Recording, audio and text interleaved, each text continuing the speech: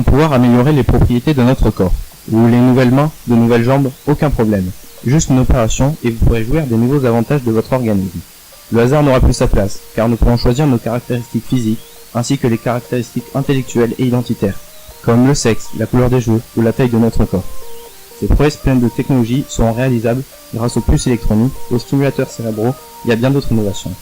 Ce changement marque un tournant de notre évolution vers l'entrée dans l'ère de l'humain augmenté.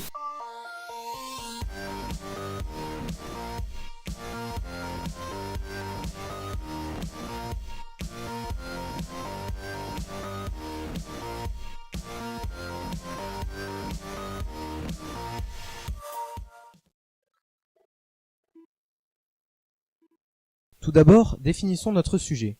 Le transhumanisme ou post-humanisme est un mouvement intellectuel créé en 1980 en Californie, prônant l'utilisation de différentes techniques contemporaines dans l'informatique et les biotechnologies pour dépasser les limites imposées par la nature humaine. L'objectif est de dépasser voire d'éliminer des aspects inhérents à la condition humaine, jugés comme négatifs, souffrance, mort, maladie, imbécilité, sénilité, imperfection en tout genre. Selon les transhumanistes, l'homme d'aujourd'hui, dans son état actuel, ne serait pas fini, mais seulement dans un stade prématuré de son développement. En s'appuyant sur les progrès de la science, nous modifierons notre corps et notre esprit, déculperons nos sens et notre intelligence, et deviendrons des humains plus. Ces post-humains pourraient être des êtres synthétiques à part entière, ou encore des individus organiques augmentés technologiquement. Cette notion de transhumanisme pourrait ressembler à une quelconque idée fantastique, utopique ou à de la science-fiction. Mais beaucoup de chercheurs mondialement reconnus prennent ce projet au sérieux en y apportant leur collaboration et en se concurrençant leurs recherches qui se chiffrent parfois en plusieurs millions d'euros. L'humain serait arrivé dans une nouvelle période de l'évolution grâce aux machines et aux biotechnologies.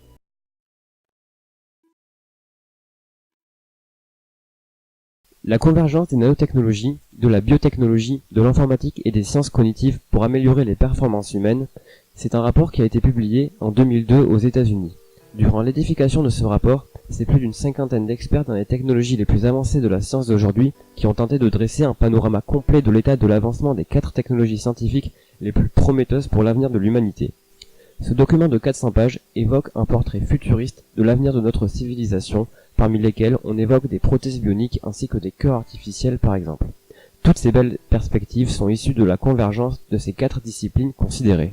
La science-fiction d'hier va devenir médecine réalité.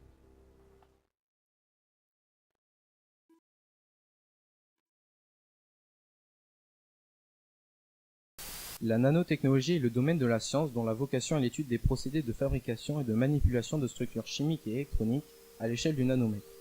Les nanorobots font l'objet de beaucoup de recherches et chaque année d'investissements énormes pour faire progresser cette science. La nanotechnologie appliquée au transhumanisme est présentement non opérationnelle. Elle fait lieu de beaucoup de recherches et surtout de nombreux tests dans la nanorobotique sur des personnes volontaires, avec notamment à Zurich, où des chercheurs ont réussi à faire déplacer des robots miniatures grâce à des électroaimants dans l'œil d'un patient qui pourrait permettre de réparer les cornées des malvoyants. Dans le futur, ces nanorobots permettraient par exemple l'augmentation de la durée de vie humaine de manière incroyable en reconstituant des tissus vivants endommagés ou encore en détruisant directement les cellules cancéreuses. En effet, certains scientifiques ont envisagé d'utiliser des nanoparticules pour soigner le cancer du foie. Le principe reposerait sur l'utilisation de ces nanoparticules pour transporter le médicament directement vers les cellules cancéreuses.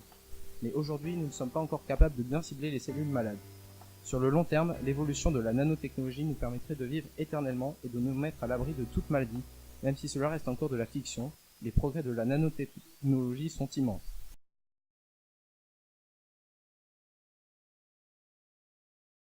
Comme son nom l'indique, la biotechnologie est la fusion entre la biologie et la technologie. Elle est l'ensemble de méthodes et de procédés qui utilisent des agents biologiques pour produire des biens ou des services. Aujourd'hui, 80% des sociétés de biotechnologie se positionnent dans le domaine de la santé, avec 3 types d'applications, la prévention, le diagnostic et le traitement. Les biotechnologies sont alors appelées biotechnologies rouges. En vue d'un nombre catastrophique de décès à cause du cancer du poumon à Cuba, le gouvernement a dû ainsi investir massivement dans les biotechnologies rouges, ce qui a permis aux Cubains de faire d'énormes progrès dans la recherche de nouveaux traitements contre le cancer. Le ministère de la Santé a ainsi pu homologuer en 2008 un premier vaccin thérapeutique contre les formes avancées du cancer du poumon, mis au point à la Havane. Un deuxième vaccin contre le même type de cancer a été breveté début 2013. Ils ont également mis au point le nimotuzumab, un médicament destiné à bloquer la prolifération des cellules cancéreuses, qui permet notamment de traiter des tumeurs à un stade avancé, localisées par exemple dans la tête, le cou ou le cerveau. Ce médicament fait actuellement l'objet d'essais cliniques au Japon et en Europe.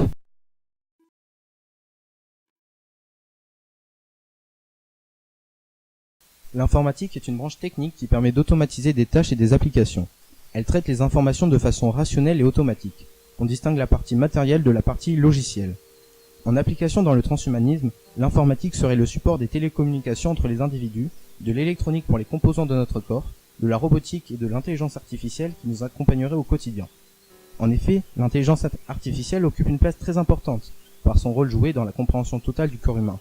Elle devrait permettre les interfaces entre l'homme et la machine, avec par exemple le rôle de médecin qui diagnostiquerait le corps humain, mais pour cela, elle doit être une intelligence artificielle forte et avoir une puissance de calcul bien supérieure à nos ordinateurs numériques. C'est pour cela que depuis 1990, principalement les GAFA qui sont les 4 géants du web, Google, Amazon, Facebook et Apple, effectuent des recherches sur des ordinateurs quantiques capables d'effectuer des calculs impossibles avec de banals ordinateurs. Le groupe Google et la NASA ont récemment acquis un ordinateur quantique, nommé D-Wave 2X. Il est basé sur la mécanique quantique et utilise des qubits à la place des bits normaux, ce qui lui permet d'effectuer un calcul qui aurait pris 10 000 ans à un ordinateur normal en 1 seconde. Ainsi, cet ordinateur pourrait servir à améliorer les intelligences artificielles de Google, ce qui serait un premier pas vers la singularité informatique, qui repose sur le principe d'une intelligence artificielle qui s'auto-améliore de façon continue.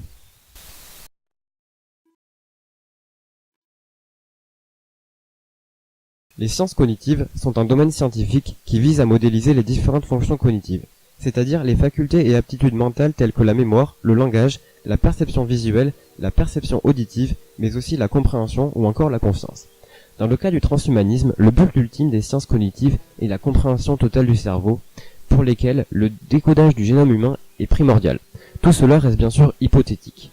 Les sciences cognitives nous permettraient de réaliser par exemple des mind uploading.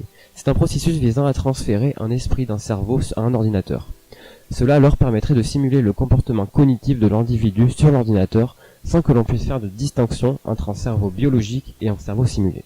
Le projet BlueBrain à Polytechnique Suisse est un projet ayant pour but d'étudier l'architecture et les structures fonctionnelles du cerveau. Pour ce faire, ils ont mis en place une installation permettant grâce à un superordinateur de créer des modèles réalistes de blocs de construction du cerveau.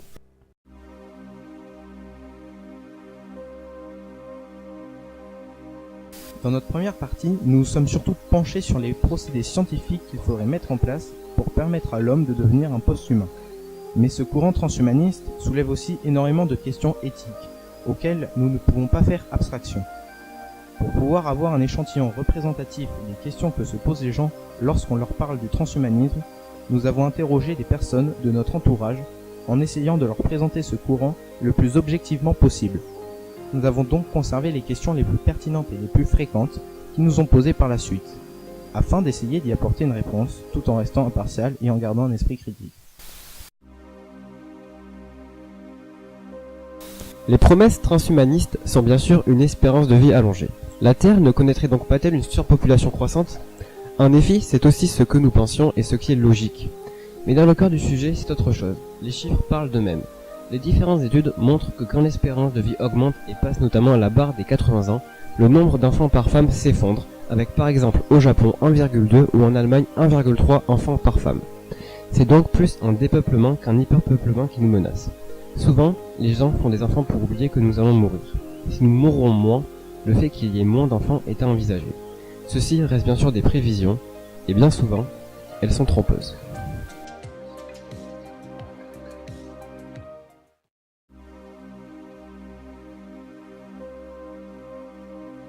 L'immortalité est bien sûr un des objectifs du transhumanisme. Mais cette affluence de technologie en masse ne créera-t-elle pas une nouvelle fracture sociale entre d'un côté les riches post-humains et de l'autre les pauvres humains normaux? La réponse des transhumanistes à cette question est que les technologies NBIC, contrairement aux industries, sont bien moins coûteuses. En effet, par exemple, le prix d'un séquençage d'ADN a été divisé par 3 millions et la quantité de matière que nécessitent les technologies NBIC sont infimes comparées aux industries lourdes. Certains transhumanistes, comme Laurent Alexandre, sont très optimistes et affirment qu'en 2022, un séquençage d'ADN coûtera autant qu'un croissant.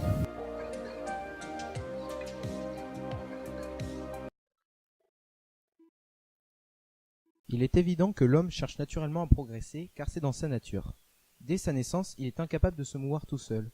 Puis, petit à petit, il va se déplacer, tout d'abord à quatre pattes, puis debout. Aussi, il améliore son mode d'expression comme son mode de déplacement. Des cris et des pleurs, il passe à un langage de plus en plus élaboré. Ainsi, l'homme apprend à tout âge, même si son évolution est plus rapide et spectaculaire lorsqu'il est en bas âge. L'homme a cette volonté de s'augmenter car il croit au progrès. Durant son évolution, il a associé le progrès à différentes inventions, telles que la roue, l'écriture, la presse, l'électricité, les ordinateurs, et d'autres choses qui lui ont permis d'obtenir un meilleur niveau de vie.